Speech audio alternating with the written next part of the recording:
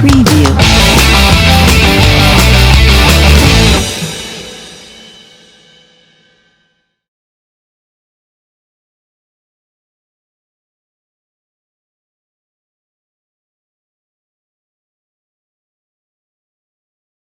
Olá pessoal, bem-vindos ao curso Fundamentos de Direito Marítimo da MLO.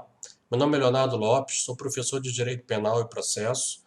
Nessa aula vamos estudar a previsão de aplicação das normas penais brasileiras aos crimes praticados nas embarcações. Para isso a gente vai fazer uma abordagem dos seguintes conceitos: lugar do crime, princípio da territorialidade e princípio da extraterritorialidade, além de tratar de algumas outras questões. Vamos lá? Lugar do crime. Como é que a gente fixa o lugar do crime? Primeiro, para que serve a fixação do lugar do crime? A estipulação do local do crime, pela legislação penal brasileira, vai servir para fixar as hipóteses em que o direito penal nacional vai ser aplicado aos casos concretos. Por exemplo, vocês sabem que as embarcações servem de um país para o outro, né? As embarcações mercantis, ou mesmo as embarcações militares e administrativas, elas vão circulando pelos mares do mundo. Então, ora elas estão no território de um país, ora no território de outro país. E como é que a gente vai saber distinguir qual a legislação vai ser aplicada aos crimes que forem praticados nessas embarcações? Bom, para isso, o Código Penal brasileiro ele prevê uma regra específica lá no artigo 6º. O artigo 6º ele diz o seguinte: o local do crime pode ser tanto o local da ação quanto aquele que produziu ou deveria produzir o resultado. Essa fixação do artigo 6º aí é o que os doutrinadores chamam de teoria mista ou unitária, e também conhecida como teoria da ubiquidade. Além dessas teorias, existem outras duas teorias principais, que falam teoria da ação ou da atividade, que é aquela que considera o local do crime o local onde se realizou a conduta delitiva. E a terceira hipótese é a teoria do resultado, também conhecida como do evento ou do efeito, que é a fixação do local do crime como sendo aquele em que se deu o resultado delitivo. Tudo bem? Tem outras teorias, essas três são as mais importantes, e o Código Penal brasileiro adotou a teoria da ubiquidade lá no seu artigo 6º. Por que é importante saber isso?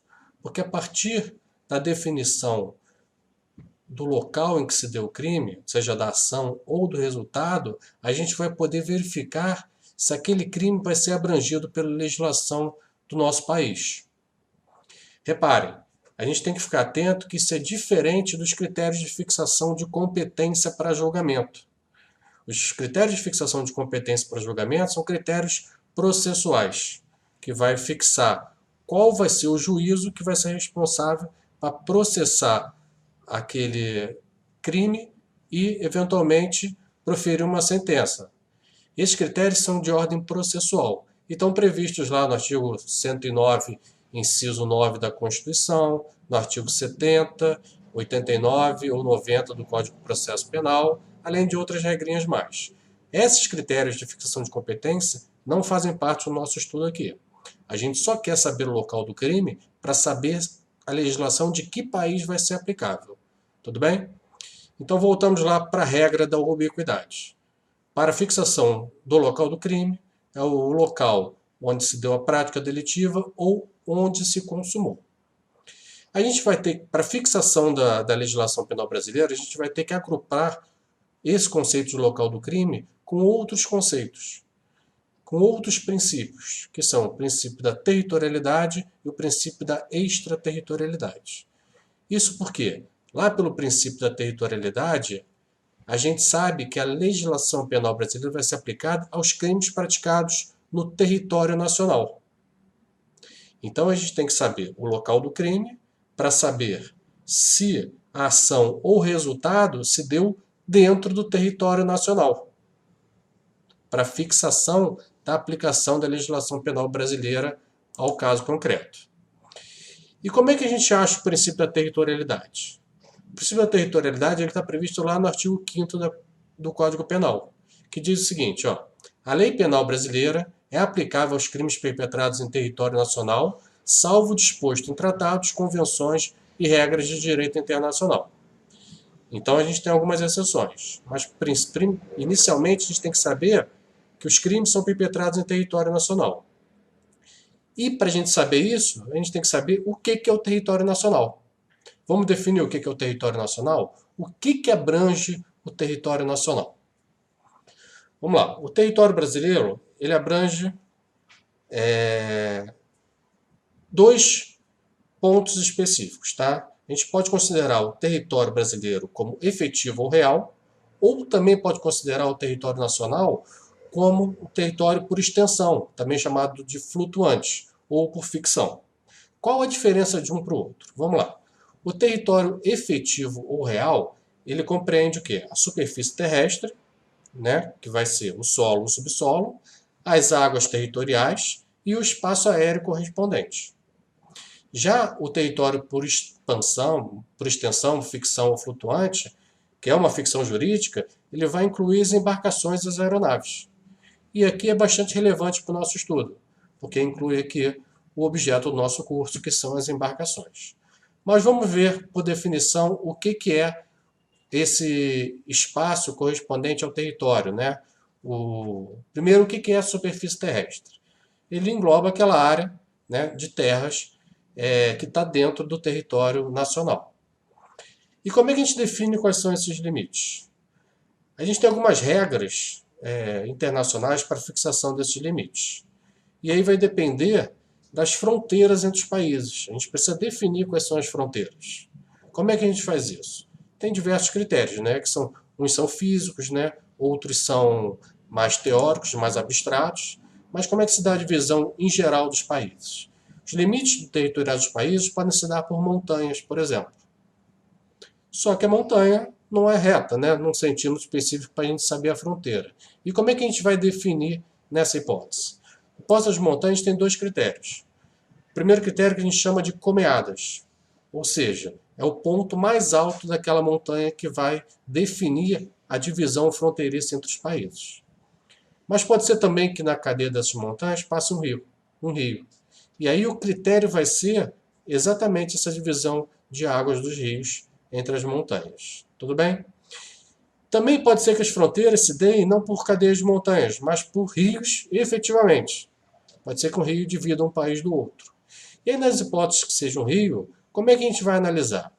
Bom, vamos lá. O rio tem margens.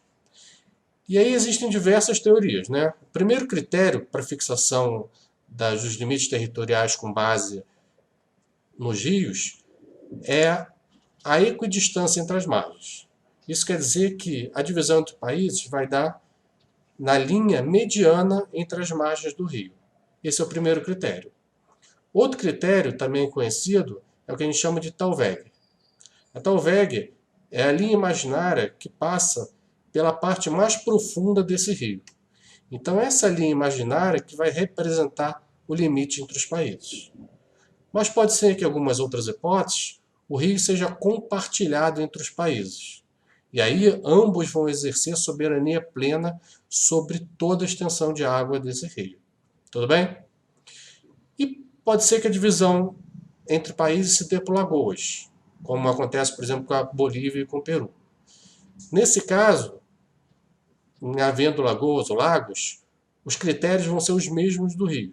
Podem ser equidistância das margens, a Talweg, tudo bem? Ou total controle de ambos os países sobre aquela faixa de água. Esse é o primeiro critério.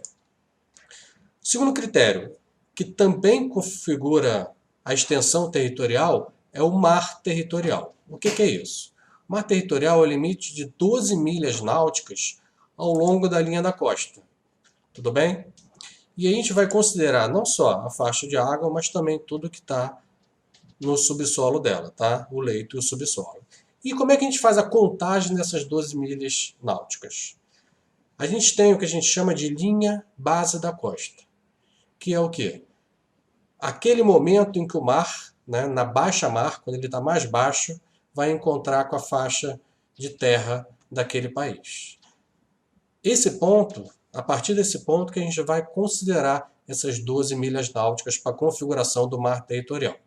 Tudo bem? É importante a gente não confundir o conceito de mar territorial com outros conceitos relacionados também à costa. O primeiro dele é zona contígua. O que é zona contígua? É um limite de 12 milhas que vai a partir do mar territorial em diante. Ou seja, se a gente puder contar, é mais ou menos como se a gente tivesse 24 milhas náuticas contadas também dessa linha base. Qual a diferença? A zona contígua ela não é considerado território, mas é um espaço em que o país vai exercer controle, pode exercer controle sobre as embarcações também. Além disso, a gente tem o conceito de zona econômica exclusiva, que é o limite de 200 milhas contadas dessa linha base. E aqui o Estado exerce soberania sobre os recursos naturais, a exploração dos recursos naturais. Mas também não pode se confundir com o nosso mar territorial. Tudo bem? Todos esses critérios são fixados e definidos pelo que a gente chama pela nossa Convenção das Nações Unidas de Direito do Mar, né? É a nossa Convenção Montego Bay. Tudo bem? Então fixamos aqui o mar territorial, que também faz parte do nosso território efetivo. E o espaço aéreo, como é que a gente vai definir? Tem várias teorias para definir o espaço aéreo. Tá? Existe uma teoria que a gente chama de absoluta liberdade do ar, quer dizer que o ar pode ser utilizado por qualquer estado, independentemente. Pode ser também, temos a segunda teoria, que é a teoria de limitação do alcance das baterias antiaéreas, né? Alcance em que os armamentos podem alcançar, podem atingir as aeronaves. Né? Nenhuma dessas é adotada pelo Brasil. A gente adota aqui no país, o Código Aéreo Brasileiro adota a teoria da coluna atmosférica, que significa o quê? São todas linhas imaginárias perpendiculares à área de um estado. E isso, lógico, vai incluir também o mar territorial.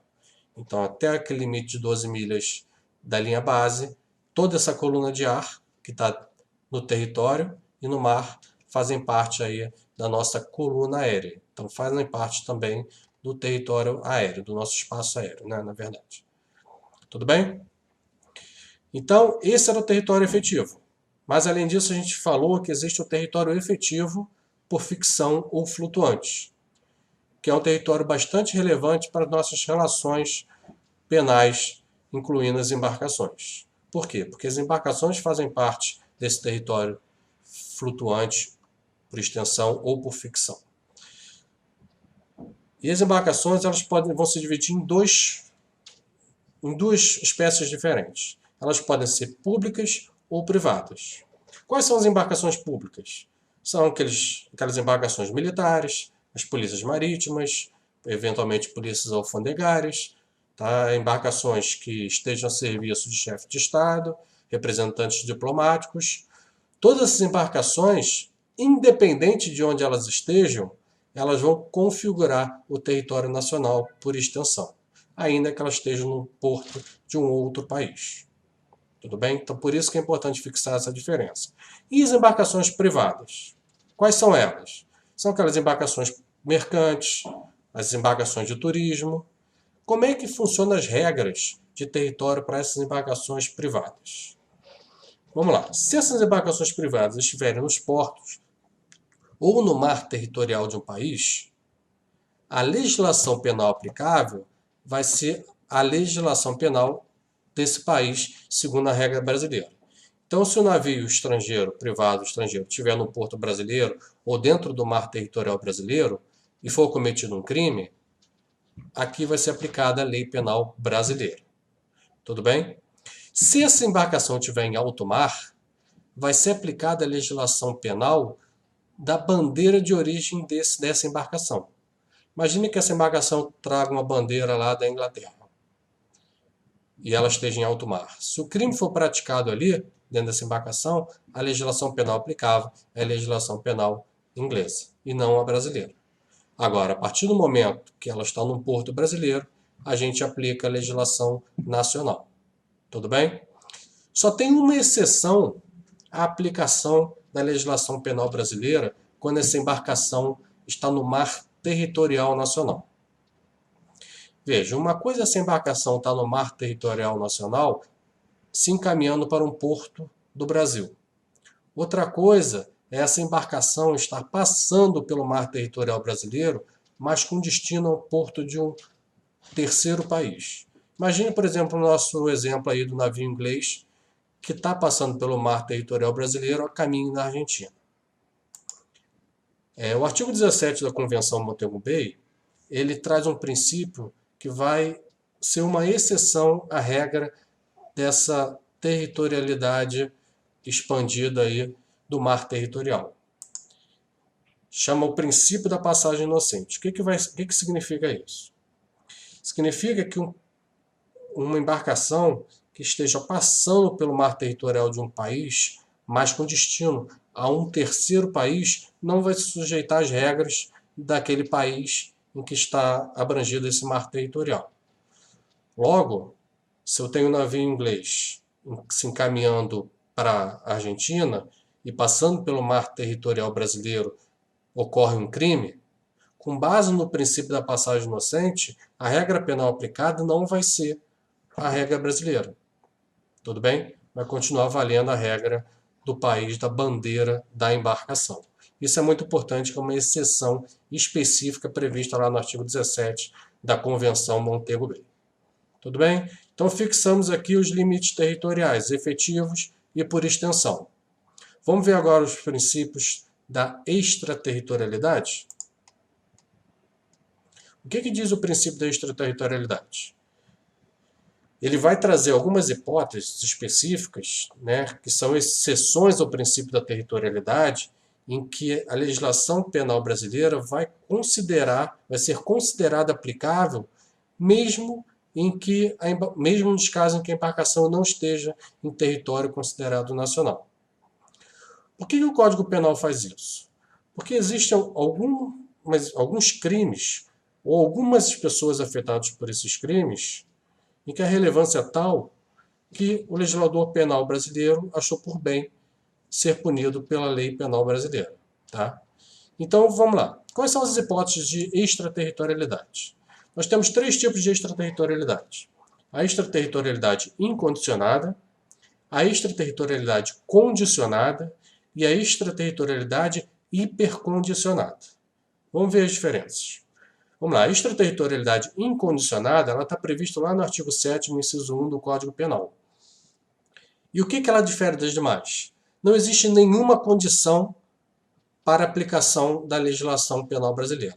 Basta que aquela circunstância esteja presente no fato típico. E por que ela se justifica?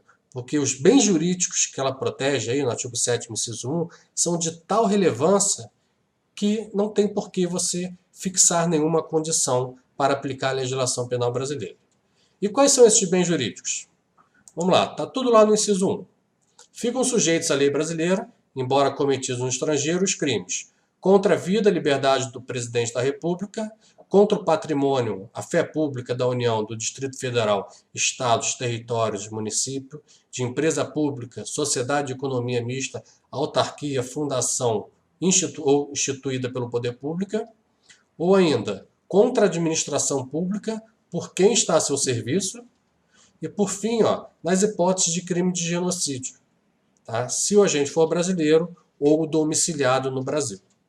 Então a gente tem hipóteses que são bens jurídicos protegidos de relevância, ou uma hipótese de crime que é considerado tão relevante que não há condição para aplicação da legislação penal brasileira.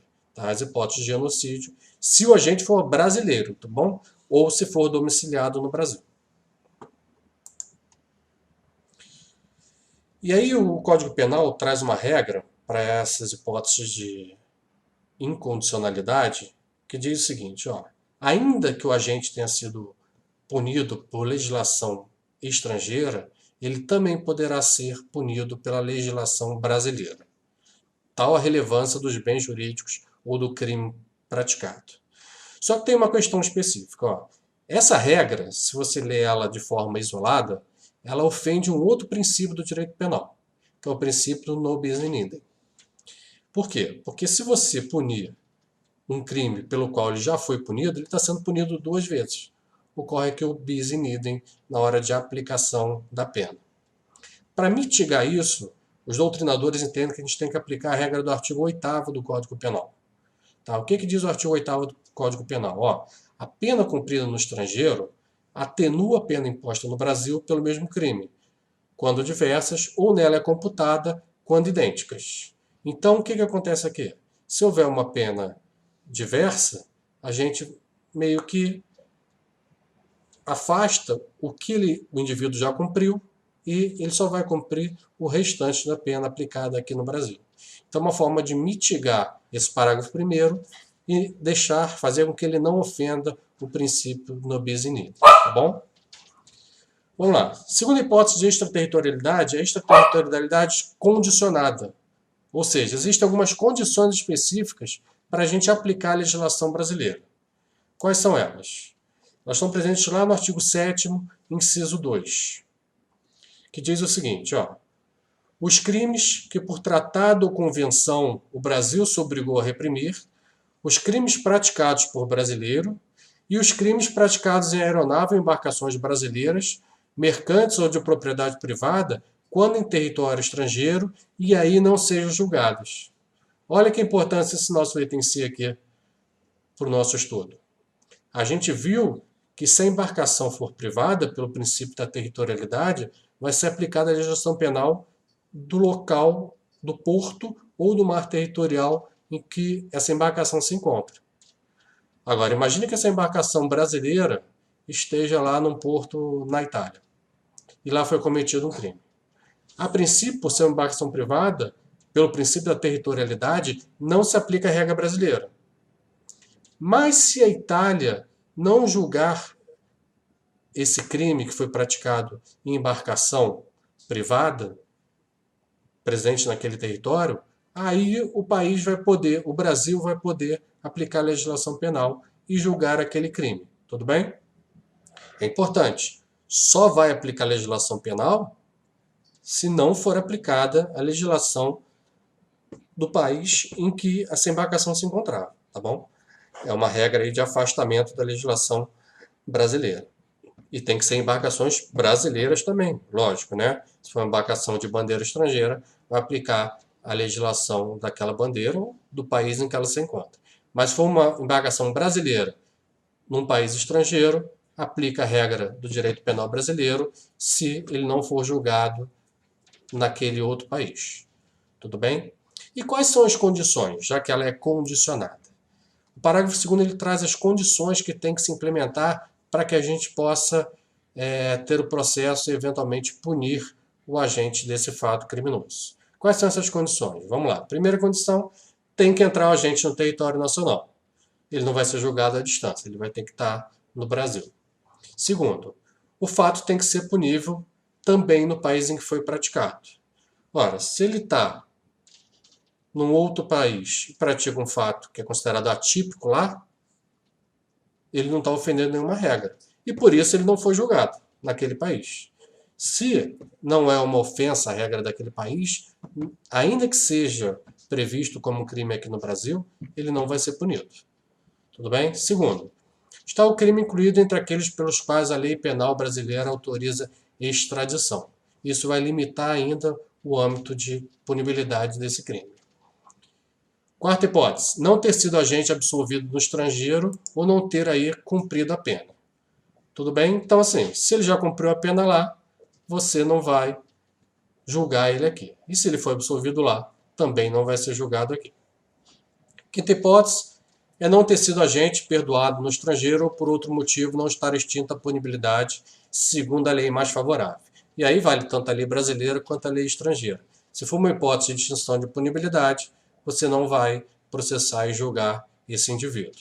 Tanto aqui no Brasil, se for uma regra tanto aqui do Brasil quanto do país estrangeiro. Tem que ver o que for mais favorável para o indivíduo. Tá? E por fim, a gente tem a extraterritorialidade hipercondicionada. Por que ela é hipercondicionada? Porque além dos critérios condicionais do parágrafo 2º, ele traz critérios a mais, que estão previstos lá no parágrafo 3º do artigo 7º. Quais são esses critérios? Vamos lá.